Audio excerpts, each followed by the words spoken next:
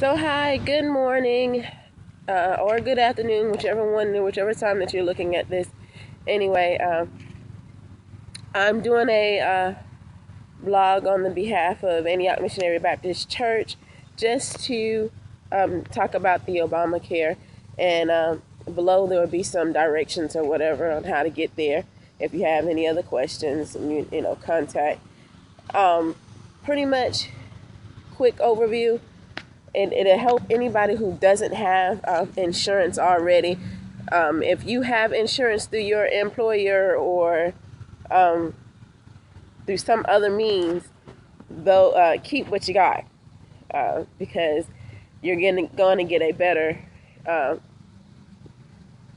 rate that you have now than with Obamacare, also known as the healthcare reform plan. If you are one of those people who do not have, insurance due to either you don't have a job at all, or you're a contracted person, or you're self-employed doing a home business or something by yourself, but you need healthcare insurance, that is what the purpose of the healthcare reform / Obamacare is made for. So that's just a couple of myths, just to get them out of the way for you. It does help everybody around the world, but if you are currently without insurance, that's who it helps the most. And there are ways, if you go on the website, I have the phone number and different things in case if you're not a website person, or you need to help somebody that is not a website person. Call them. They'll help you out. There's always all different kinds of ways to get funding. I think the only how that you get funding is if you're in a family, being single, or you are, how you say it, or you're in a family single home that is making less than $40,000 a year. So there are ways of getting help with that, and funding with actually getting a check every month to pay for your health care. So all these little things that people are, afraid of, it's going to help you. Just go ahead and apply. So the website is healthcare.gov for Georgia. If you're in another state, it could be different for you. Again, the website is down at the bottom, and all you got to do is just click, and then it will take you to whatever, depending on what state that you're in.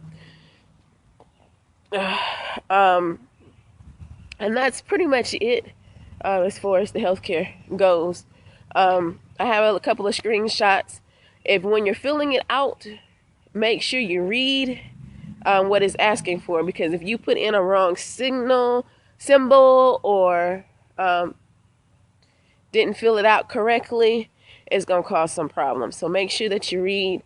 That is very, very, very, very important, because on the first login process, when you're setting up that account, it can be a hassle if you're not filling in properly on what needs to go there.